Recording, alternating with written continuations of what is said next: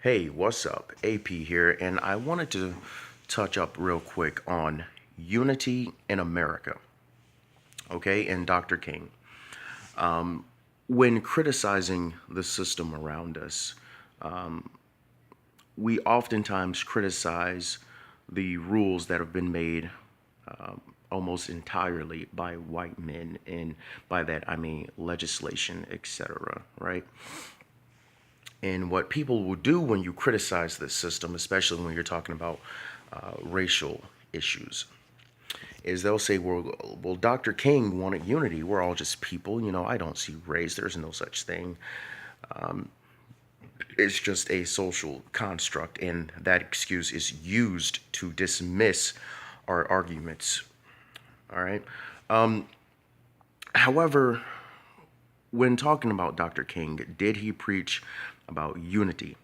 Yes, he wanted people to get along based on the content of their character and not the color of their skin. Okay, that makes sense. However, while that makes sense, and while they teach that in schools and whatnot, what oftentimes they don't tell you, and this information you have to go out and get on your own, is that before he was assassinated, he came out and he said that he feels as if we've been integrated into a burning house, which, yes, that's true. However, I want to say this real quick, and I hate doing it, but I have to, all right, because it just goes over heads. I don't hate anyone based on the color of their skin. Okay, that is completely asinine. That's crazy. However, we've been integrated into a system where it's okay to punish someone for not standing or supporting a flag of oppression. And you see this oftentimes in schools when people don't stand for the flag, or whether you're on a field, playing football, basketball, whatever, you are punished for not standing and supporting your oppression, and that is absolutely destructive to us as a people. And in a way, what unity has become in the minds of people who don't really understand our issues is basically assimilation. Okay?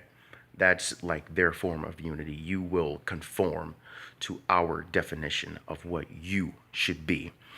You know, and we talk about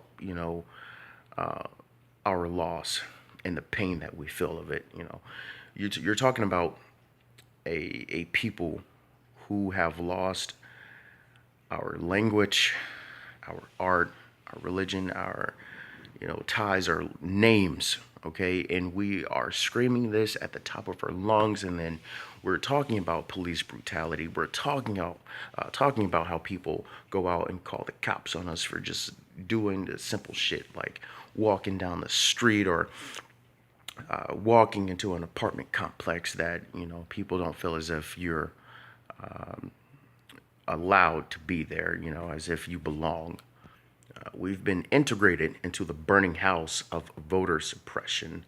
We've been integrated into a house where it's perfectly fine to make fun of our pain in a negative light, and people stand and they smile, and it hurts.